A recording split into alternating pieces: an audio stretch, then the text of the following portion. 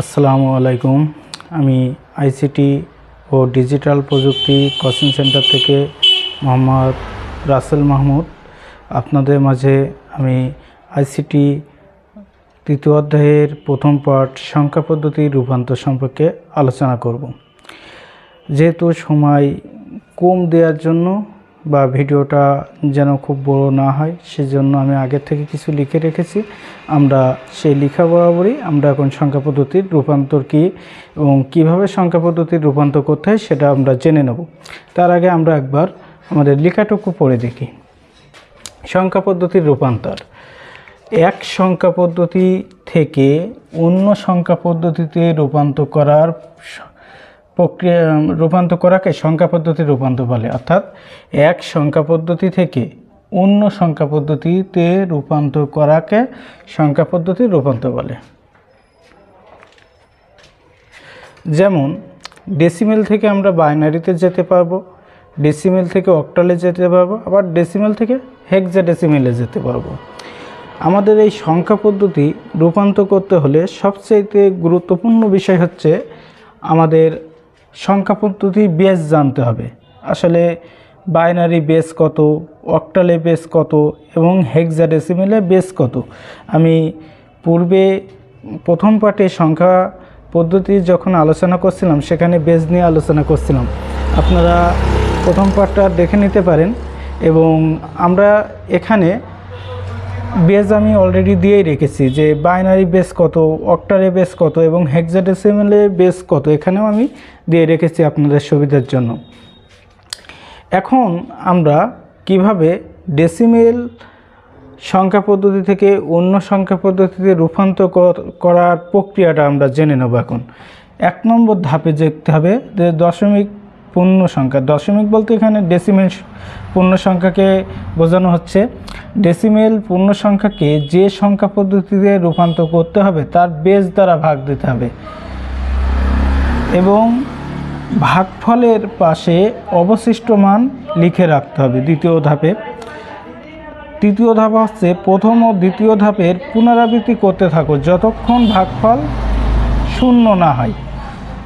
এবং চতুর্থ নম্বর ধাপ হচ্ছে অবশিষ্টগুলোকে শেষ থেকে শুরু পর্যন্ত সাজিয়ে লিখলেই আমাদের পরবর্তীত বা রূপান্তরিত সংখ্যাটি পাওয়া যাবে। এখন আমরা একটি সংখ্যা পদ্ধতি রূপান্তর করে দেখব। যেমন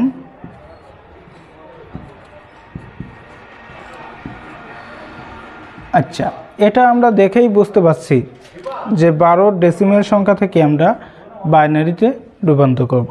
এখন আমরা দেখি এই 12 ডেসিমেলকে কিভাবে আমরা বাইনারিতে রূপান্তর করতে পারি।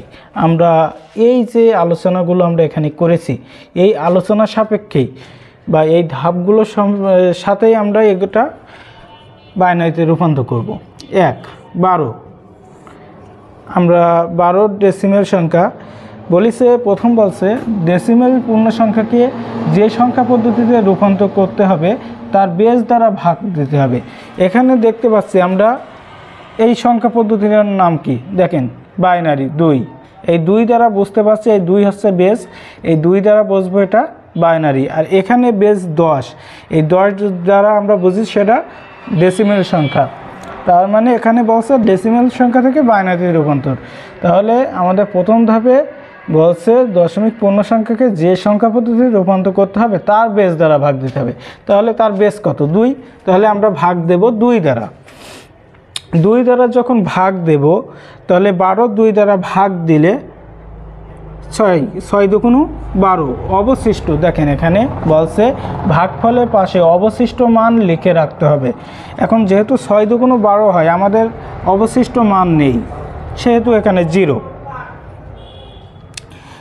আমরা আবারও 6কে এই দেখেন এখানে বলছে প্রথম ও দ্বিতীয় ধাপে পুনরাবৃত্তি করতে থাকো যতক্ষণ ভাগফল শূন্য না হয়। মানে আমরা প্রথম এবং দ্বিতীয় ভাগ কাজ চলবে যতক্ষণ আমরা 0 না পাবো। তাহলে আবার 6কে 2 দ্বারা ভাগ দেব। 6কে 2 দ্বারা ভাগ দিলে 3 দুগুণ 6 হয়। অবশিষ্ট এখানে কত? এখানেও আমাদের অবশিষ্ট কোনো মান নেই, 0। 3কে আবার 2 দ্বারা ভাগ দেব। 3কে 2 দ্বারা ভাগ দিলে 2 অক্ষে 2 একবার যায়, আমাদের অবশিষ্ট মান থাকে 1, 2 আর 1 3 হয়, যে 2 অক্ষে 2 আর 1 3, এই একটা হচ্ছে আমাদের অবশিষ্ট মান। এখানে এই 1কে আবার 2 দ্বারা ভাগ দেবো, কেন? আমাদের বলছে যতক্ষণ 0 না হয়, তা আমরা তো এখনও 0 পাইনি, এই জন্য 1কে আবারও ভাগ দেব 2 দ্বারা, 2 দ্বারা, তাহলে 0। এখন আমাদের এই 1 অবশিষ্ট, তাহলে আমাদের এই ধাপটা পূরণ হয়ে গেল, যে প্রথম ও দ্বিতীয় ধাপে পুনরাবৃত্তি করতে থাকো যতক্ষণ ভাগফল 0 না হয়। আমরা ভাগফল 0 পেয়েছি, তাহলে আমরা আর ভাগ দিব না। তারপরে বলছে অবশিষ্টগুলোকে, এই যে আমরা অবশিষ্ট মান, এই অবশিষ্ট মানগুলোকে শেষ থেকে শুরু পর্যন্ত সাজিয়ে লিখলেই পরিবর্তিত বা রূপান্তরিত সংখ্যাটি পাওয়া যাবে। অর্থাৎ আমরা শুরু থেকে মানে একদম শেষ থেকে শুরুই যাব আর কি। এটাকে বলা হয় MSB, মোস্ট সিগনিফিকেন্ট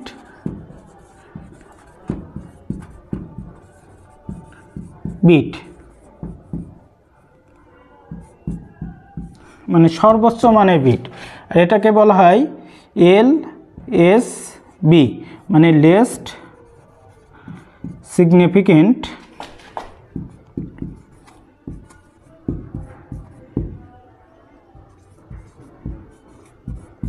বিট। আশা করি আপনারা সকলেই বুঝতে পারছেন, এবং যদি কোনো সমস্যা থাকে আমার জিমেইলে আপনারা জিমেইল করে বা কমেন্টসে জানাবেন, ইনশাল্লাহ আমি আপনাদের উত্তর দেওয়ার চেষ্টা করব।